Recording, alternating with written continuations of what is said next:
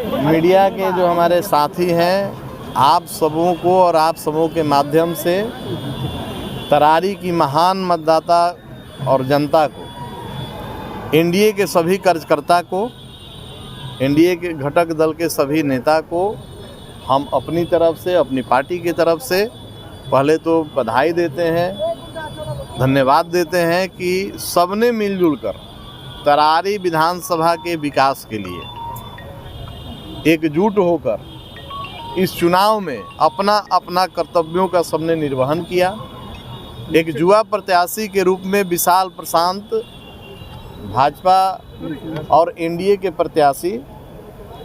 मैदान में थे। युवाओं में काफ़ी उत्साह था और चूंकि 9 वर्षों से तरारी में विकास की गति धीमी हो गई थी, रुक सा गया था, वहाँ की सड़कों की स्थिति जर्जर हो गई थी, वहाँ का स्वास्थ्य का व्यवस्था कमज़ोर पड़ गया था, तो ऐसे में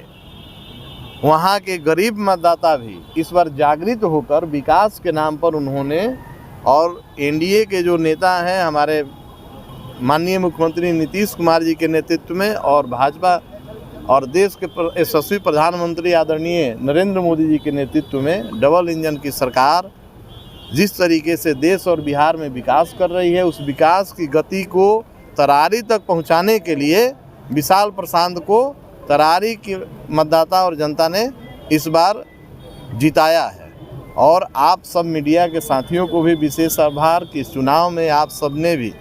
बढ़ चढ़कर हर कोने पर हर खबर को रखा, जनता के बीच गए, आपने भी समीक्षा किया, वहाँ की स्थिति देखी, तो आप सबको भी विशेष आभार।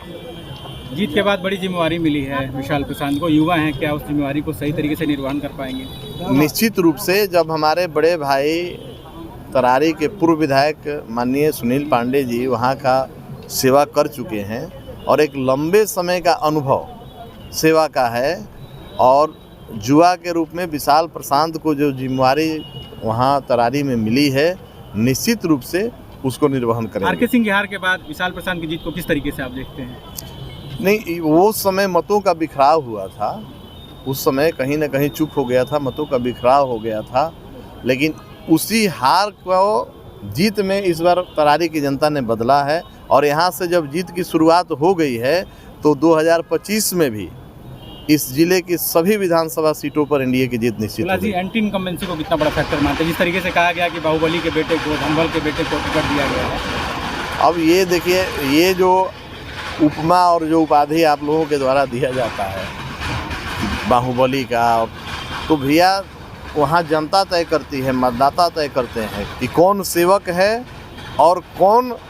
मौका मिलने पर अपने सेवा में लग जाता है। तो ये आज के परिणाम से तो यह स्पष्ट हो गया कि हम लोग जनसेवक हैं, चाहे हमारे बड़े भाई साहब हों।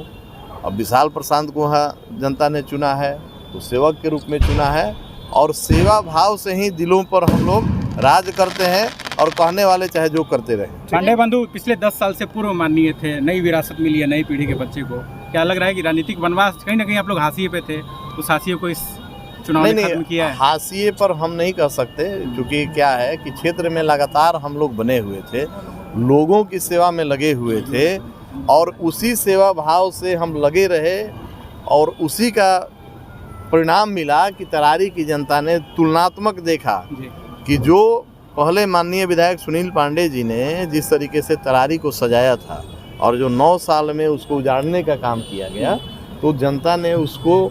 अपने तराजू में तौलकर और अपना फैसला कर दिया है, न्याय कर दिया। एक अंतिम आखिरी सवाल है, जो इंडिया गठबंधन के जो हारे हुए प्रत्याशी हैं भाजपा माले के राजू यादव, उनका आरोप है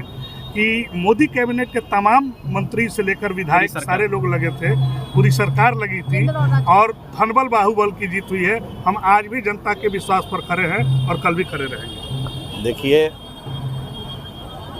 कौन क्या बोल रहा है ये महत्वपूर्ण हम लोगों के लिए नहीं है। हारने वाले आरोप लगाते हैं, ये तो संजोग मनाइए कि वो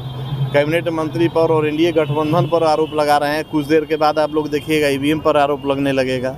आरोप लगाने के लिए बहुत सारे बिंदुएं हैं, तो विपक्ष का काम है आरोप लगाना, और हम लोग इस आरोप प्रत्यारोप से अलग हटकर तरारी की विकास और जनता की सेवा में विश्वास करते हैं। चलिए ठीक।